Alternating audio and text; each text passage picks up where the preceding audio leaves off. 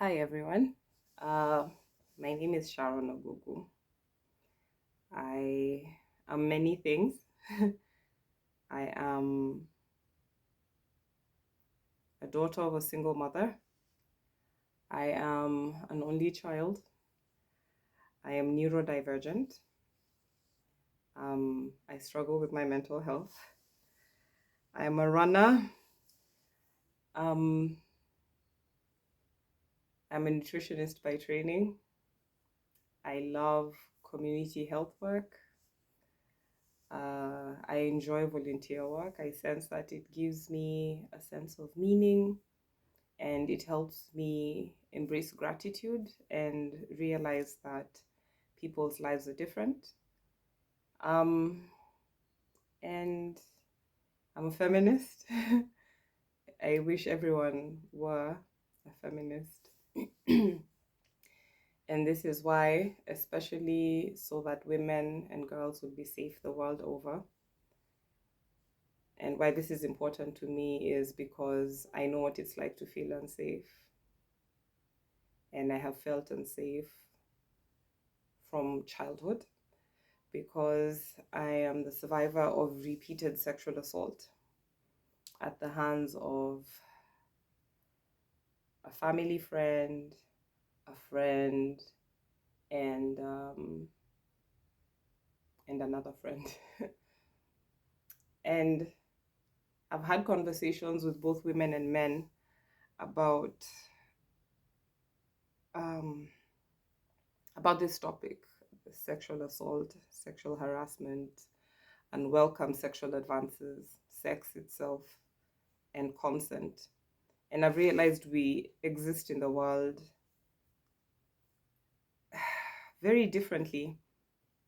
Um, I've ranted with my girlfriends over and over about how men just don't get it because a majority of them don't know what it's like to always look over your shoulder when you're in a new place, wondering whether you're being followed or if you're leaving a restaurant or a library and you've seen someone who's been on the bus with you for a certain duration of time and to wonder whether they're following you. And I know there are people who hear this, particularly men, and think, oh, but that's paranoia. Well, welcome to our lives. We exist with a sense of not being safe. And this is an exhausting conversation to have with a man who's never been sexually assaulted because he just doesn't get it. If he has a capacity for empathy, yeah, he could see things from your perspective. But if he doesn't, and some don't, it's very it's exhausting. It's scary to realize that there's so much aloofness, especially amongst the so-called good guys who you hope will keep you safe. Well, I don't hope anymore, but I know there are good men out there. It's just that doesn't change my circumstance. I still feel unsafe. So I've had a conversation with my supervising professor about sexual assault because she's one, a woman, and two, she's provided a safe space for me to have conversations with her about my depression, anxiety, ADHD, and uh, and the sexual assault. And I've realized in my talking to women, because I do this as part of my, like, one of my passion projects. I once volunteered at a school for girls saved from early marriage, and I met girls as young as 12 who had been violated by men twice, three times, or more years older than they were at the time. I've met girls who've become mothers at the age of 12, 10, 14. I've met young ladies who have been forced to become mothers because in my home country, Kenya, abortion is abortion care is not counted as health care. It's a sin. And yes, it is practiced, but it is not legal. Um, I think it's legal in certain circumstances, I'm not sure, but it's frowned upon. The important thing is that it's frowned upon. And some of these girls come from very conservative communities. Our culture generally in Kenya is quite conservative. How do I know this? We have debated, parents have debated against having comprehensive sex education taught in schools because they felt that we would be telling children too much. Because we still believe we should be telling kids to abstain from sex. And then we cross our fingers and close our eyes and hope for the best.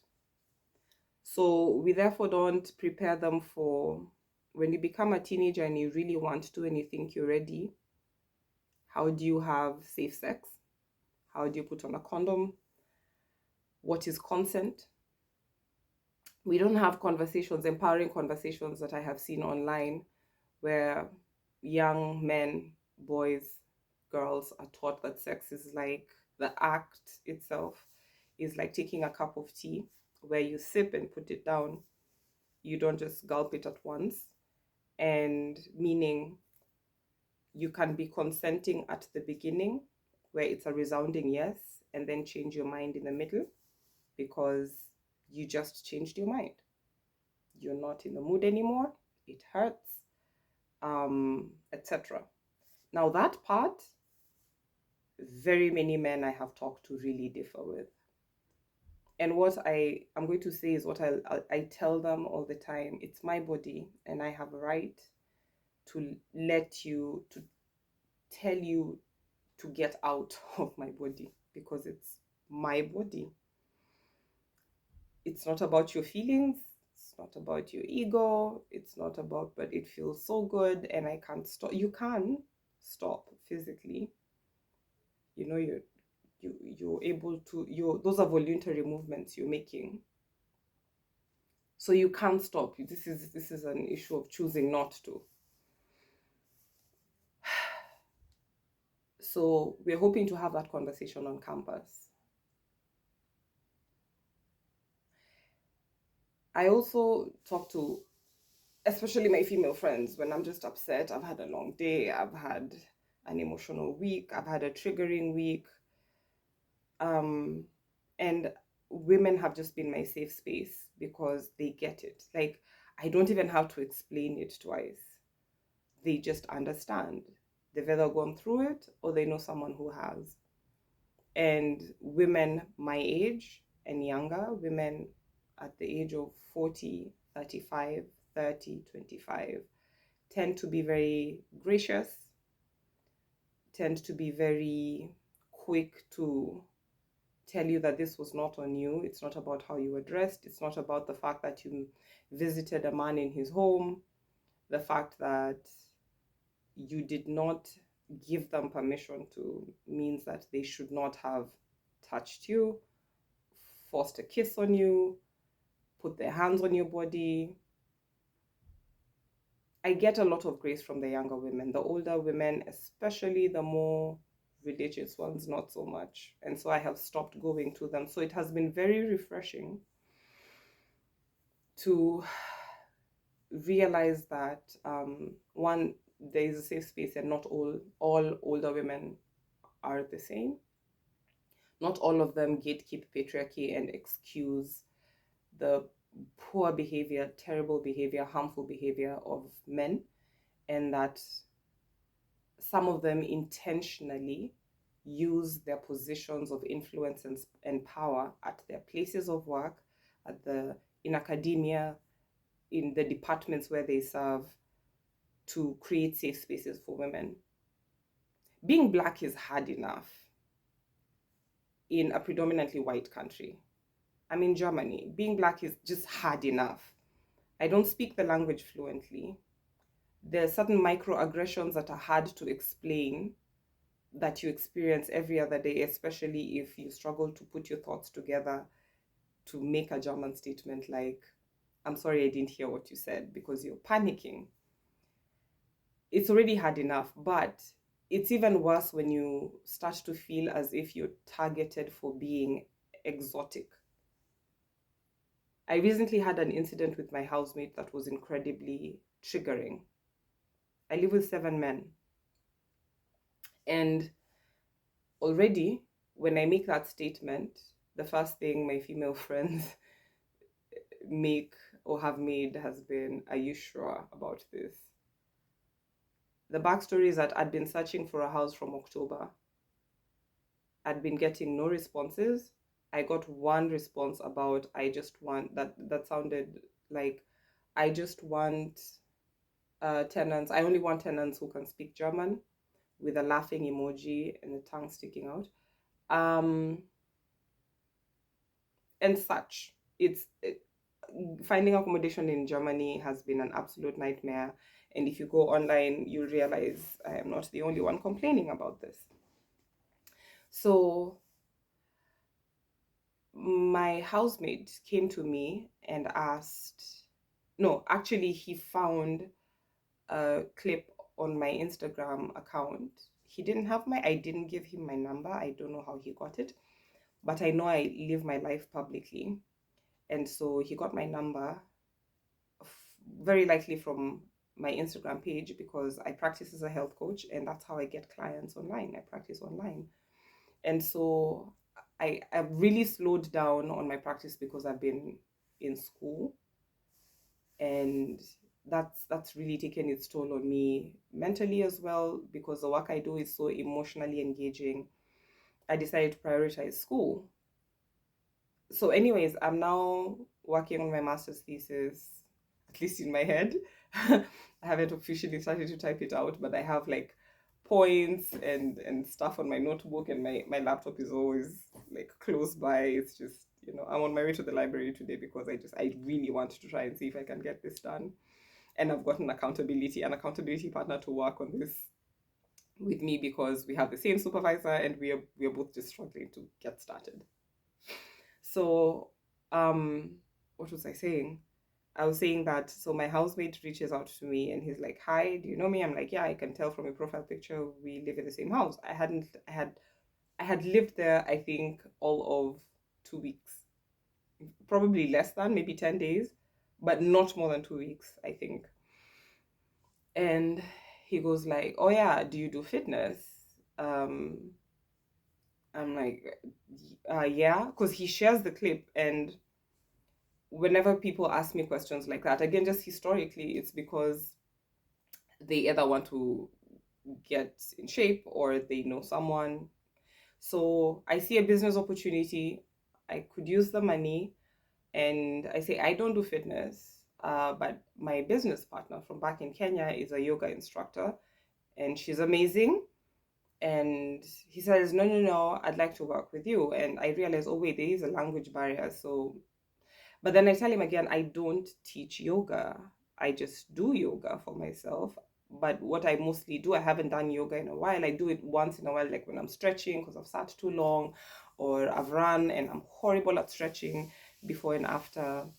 So I explain all this to him, and he insists that, in fact, he uses the line, like the lure was, in hindsight, "Oh, I'll pay you." And I'm like, "Look, you understand that I just practice, so I'd have to figure out." I was like, "You know what? I'll figure something out. Fine. Let's have a conversation when I get there." He's like, "Yeah, so are you around?" I'm like, as soon as I arrive, I will be attending a class. Like, I'll be attending a class from the moment I step off the train, because there'd been a slight delay, and the day had been running ahead of me, and I'd be attending a class while walking 10-15 minutes to the house. So no, we will not have that conversation then. It will be after my class, which ends at 7 p.m. And he says, "Fine." But in between class, which, yeah, epidemiology is a bunch of things that, it's numbers, it's ratios, it's nominal, and it's data. And I sort of drifted off. I really struggle. I really struggle with like math and statistics and calculations and stuff like that. So I wasn't entirely present during that class. And so I was texting back and forth, and I see another message from him, and he says, "Hey, I think you're around." I said, "But yes, and I did tell you I'll be in class." And again, in hindsight, these were all red flags, but you don't see it at the time. You just think it's just, he's a man, he's a shit communicator.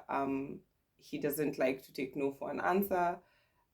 I'm communicating when I'll be available, but he desperately wants to get his information and start. And it happens typically with men, but it happens, and I've seen this. And he's a child, he's 20, so whatever.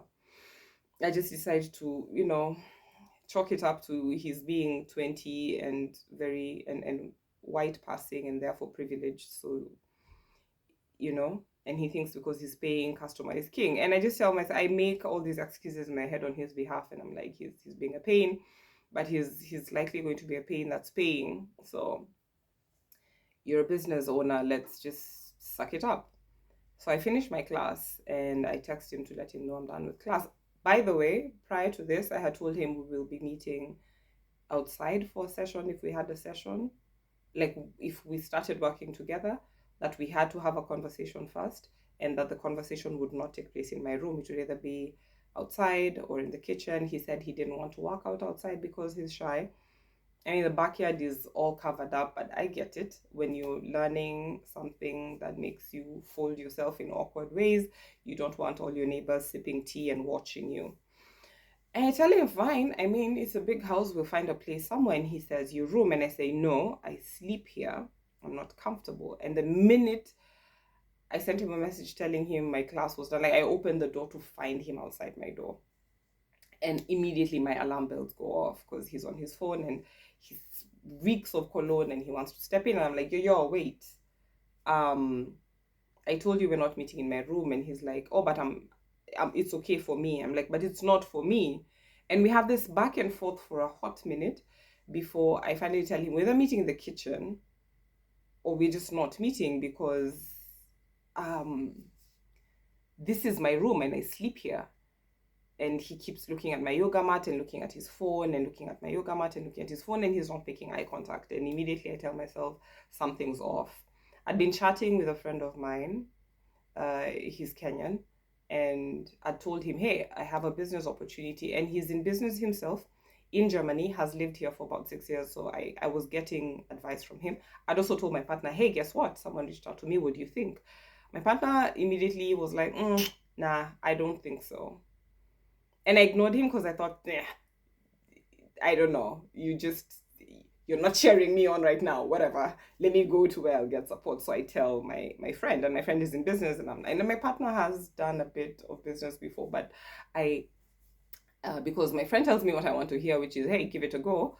I go with that. But then now my alarm bells are going off, and immediately I think, I have my phone. I should call one of these guys because if there's a threat of another man coming to my defense, this man will probably leave me alone and just like go away. And that's what I'm thinking while I'm talking to him, and I give him this ridiculous price for sessions, which in my head a student will probably not be able to afford. And I tell him I will not sign up a new client.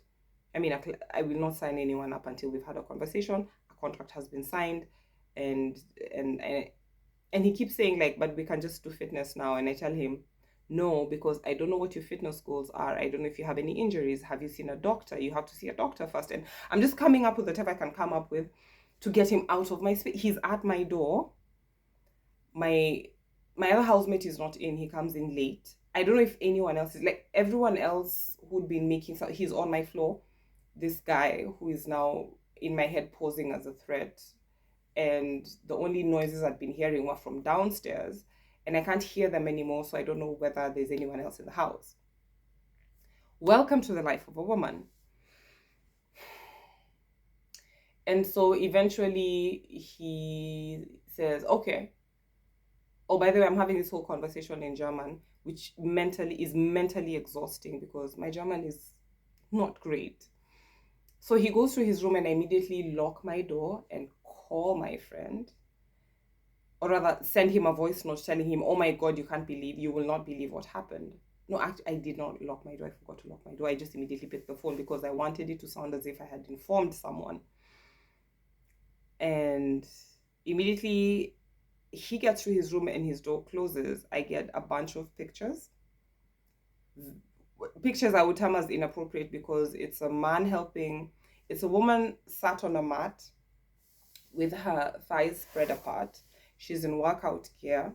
There's a man helping her stretch, and they are exchanging these very sensual, sexual look, and he has his hands on her, and her thighs are spread apart. And a message after that saying, "This is what I wanted."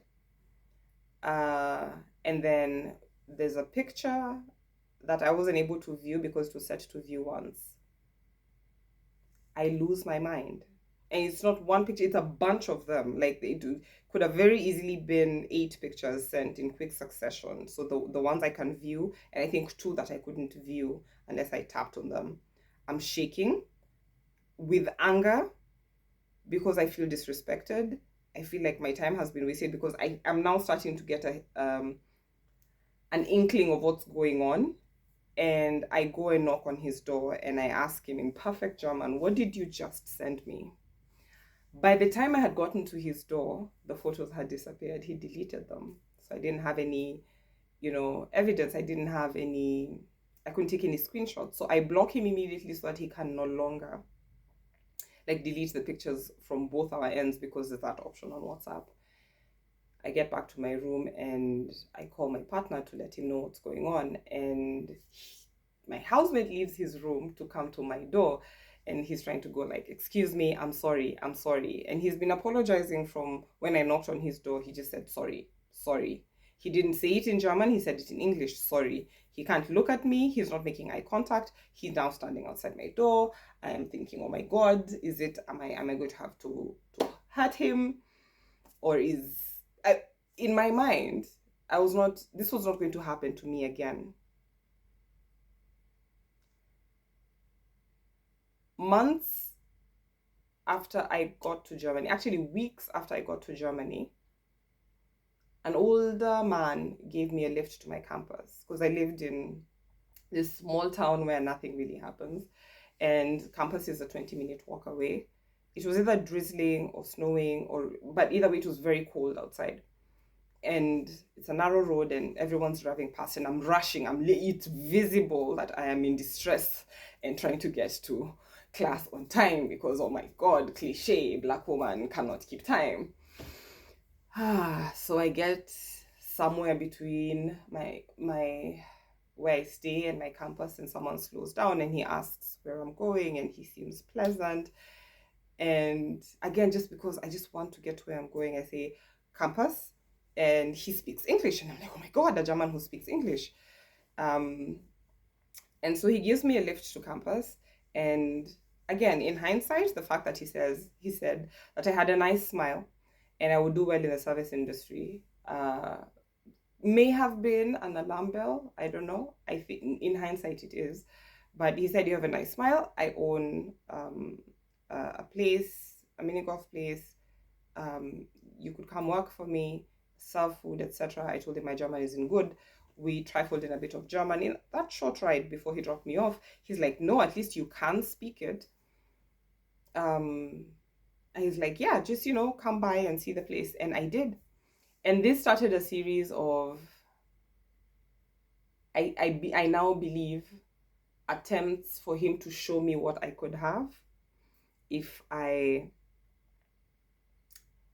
just went along with what he was suggesting. So he showed me where he worked. He introduced me to his old friends. He said he'd grown up there. He's a 62-year-old man. He seemed very pleasant. He was like that older guy who attends your dance classes. He's not like your dad figure, uncle figure, because he could wink at you. You don't take him very seriously either, but you also realize there's an opportunity here. And so we also went shopping for his establishment. It's like a pub and restaurant type thing. And he said, "This is where I buy the pizzas, this is where I buy peanuts, and then this is how I sell them at cost." And I am excited that I finally have a chance to get a job that I didn't have to interview for, and it's a 6-minute walk from my house. So even if I leave the house at 1 a.m., and he had already informed me that if you leave late, it's on my way I live in the town center, I'll give you a lift to your place. And I'm thinking, check, check, check, this is perfect. Until I go for my first shift and he holds up a huge mug of beer, against my face and says that my skin looks like that. So it's not a problem that the word used for this beer in Bavaria sounds like the word nigger. My shift had just started. I don't think it had been an hour. I was shook. Within a span of I don't know how long, when he directs me to clients, like, hey, take this beer to that table with the lady with that blouse, etc., he'd say this with his hand around my waist. I'd pull away, because again, I didn't know how to go, like, stop it, don't be touching me, you don't know me, because I thought I just want to get paid. Let me just get through this night, I'll be okay. It's not that big a deal. And so I told myself, suck it up, this is your new life, just, it's not a big deal, do it. And so by the time my shift ended at 1 a.m., I was not just physically exhausted from all the standing and walking around I'd been doing from 6 p.m. because he just called me out of the blue. I was also particularly emotionally exhausted by my interaction with him. At some point that night, he'd shown me the picture of a naked black woman lying on a bed, and he told me her ass is too big, don't you think?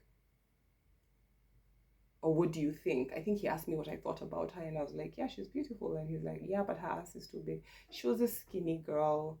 She looked really good.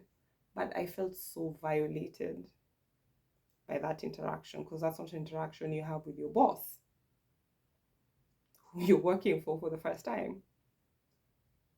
When I knew he was being inappropriate, I especially knew he was being inappropriate when his white friends who are about his age gave him a look of like shock and then looked down when I looked at them.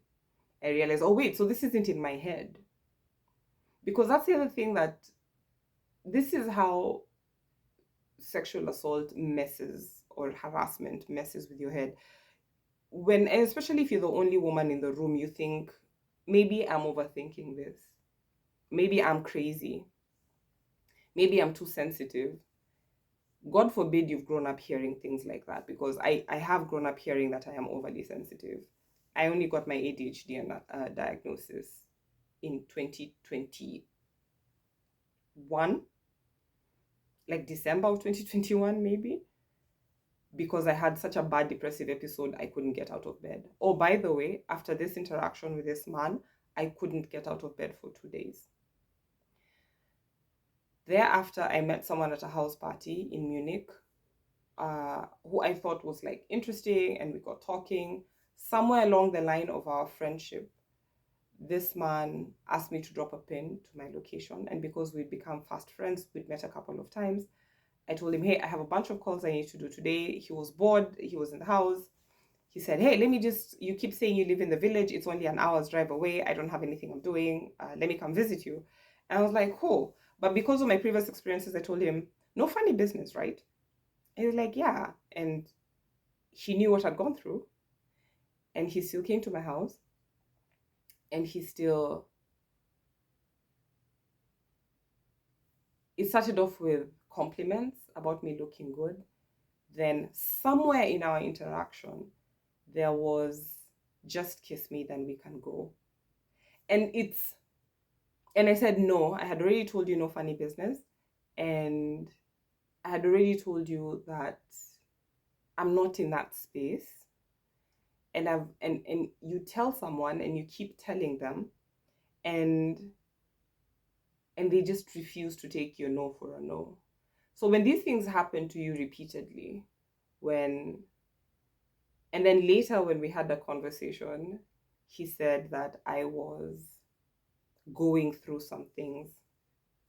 When someone makes you feel like you're crazy for having said no, and getting upset at this person for refusing to hear the no, you really start to question your reality. It's only when you talk to other women who've gone through the same, or other men who have the decency to tell you that man was being incredibly inappropriate, that was terrible behavior. It's only when you talk to another German who tells you that's not right. That's actually, like, that's sexual assault, that's sexual harassment. This is something you can report. It's only when you talk to someone outside of your head who's empathetic that you realize, oh wait, I'm not crazy. I did not look for a job after that. And I know I've been saying it's because I just don't have the capacity with my mental health, but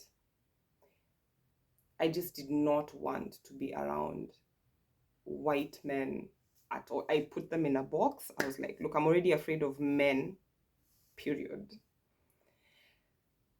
But now to have them in a position of power where I don't know all the laws that protect me as a student, I don't have the capacity to learn them right now because I'm struggling with school. I literally told myself I was not going to bother. Now that's privilege.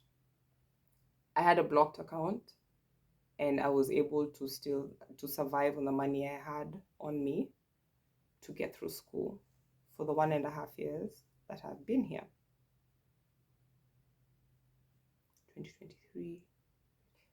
Yeah, let's say 1.5 to 2 years that I've been here. And I always ask myself, what about the person who doesn't have that privilege? What about the person who came to Germany because they borrowed money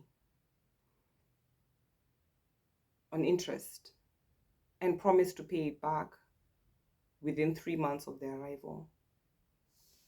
Between paying for health insurance, paying your deposit, and then your rent, and then taking care of your food and transport, how do these people survive? So when I explain to people that it is tough being Black in a predominantly white country and it is so much worse when you're a woman, this is exactly what I mean. I mean, there's someone who will look at me, like literally there's an old white man who stared at me on the train, that last train I took here to Berlin, and all I thought was, he reminds me of the other older man who made inappropriate remarks to me, eventually even about my body and sexual acts he indicated he would like to take part in with me. And it made me feel dirty.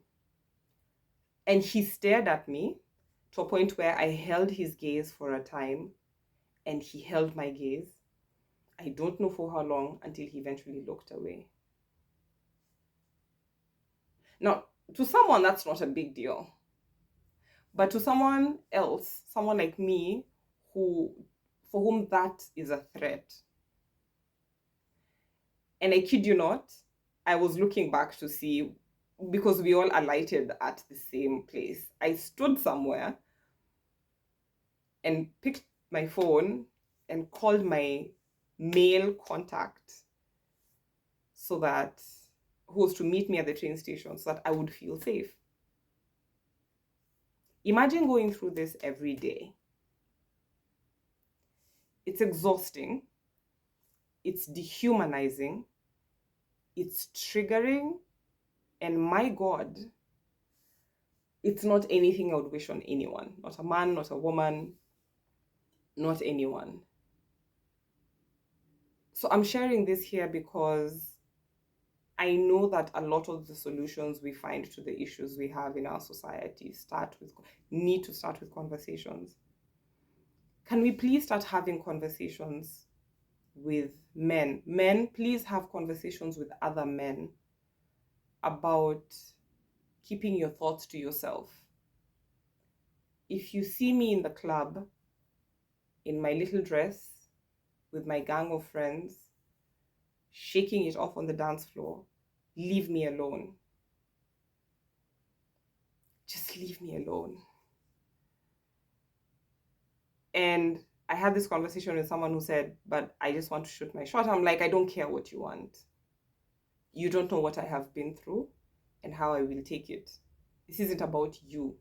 If your actions affect someone else, your intentions don't matter. No one cares that you did not intend evil. They care about what the final result was.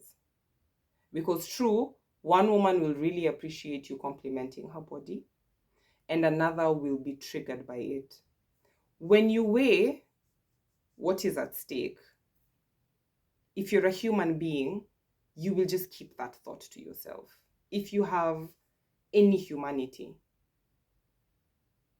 I'm starting to question how much humanity men have. I've questioned it for a long time, but this country has really made me question the humanity of men. And I know someone is going to tell me, but not all men. My response to you is, but the one man who did. The one man who assaulted me the first time, and the other one the second time, and the other one the third, and then let's now add in the harassment. There's assault and then there's harassment. Assault was he pinned me down. And this has happened to me 3 times. And then society telling you, what was he doing at your house? What were you doing at his house? Why were you in that dress? What were you wearing? Had you been drinking? What conversations were you, a single girl, having with a married man anyway? Oh, by the way, all these are things I have been told. Versions of them, and just exactly what I have said, like verbatim. Then, on top of that, there's the catcalling. There's the man who's randomly grabbed my hand in the CBD.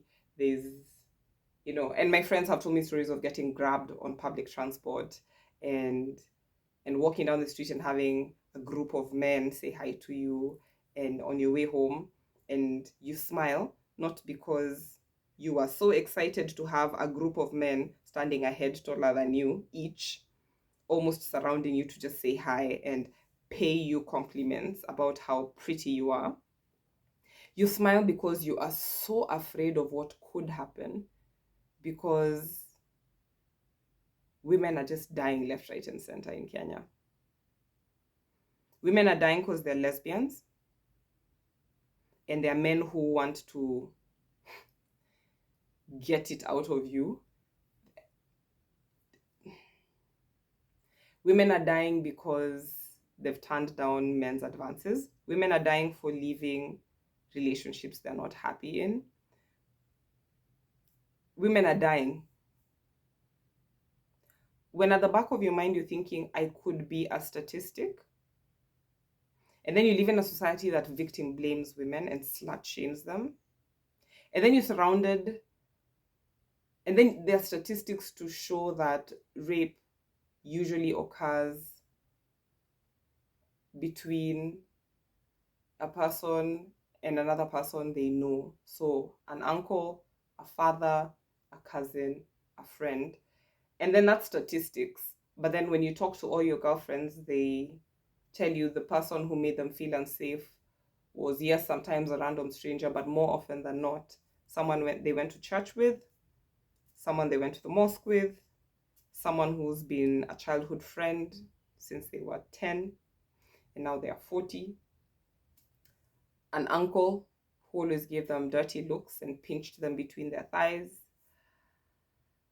or in their upper thigh. Like, these are all stories I've heard by actual people, not people who live on the internet, like people who've actually told me this happened to me. By boyfriends, husbands, lovers who have kept going when you told them to stop because it hurt while you were having sex, who have choked you without consent, who have pinned you down, who've pulled your hair without consent while you were having sex. You hear these things from your clients, you hear these things from fellow students, you hear these things from people you've grown up with, and it's either happened to them or someone they know or someone they're related to. It makes me so frustrated, so sad. It leaves me very badly triggered. but it especially leaves me feeling incredibly unsafe. And I'm just sat here wondering, when does it stop? If you're a man and you're watching this and you see yourself in one of these men, stop. Please stop. We are tired of feeling unsafe. If you're a woman and someone's come and told you they went through this, don't you dare ask someone what they were wearing. That's not a teachable moment. So don't tell them, but you know you shouldn't be alone with a man. You know how these men can be. I've been told that by an actual counselor.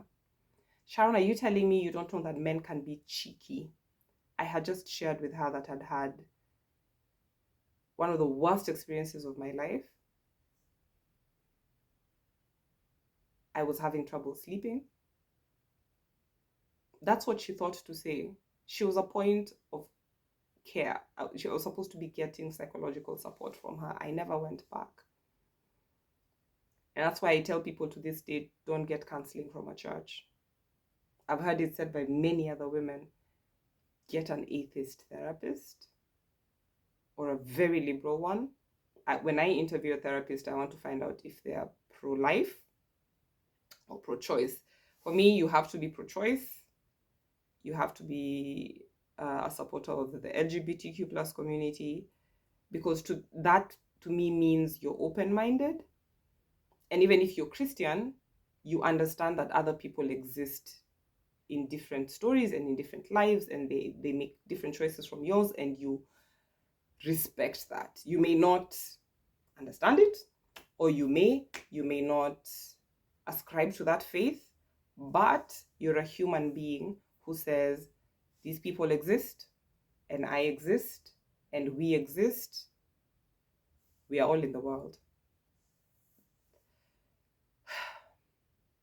My last takeaway, it's not a takeaway really, but it's my last message is to all those women who will see this and hear something that reminds them of themselves, a sister, a friend, an aunt who's shared a story like this, a classmate, a co-worker, a cousin.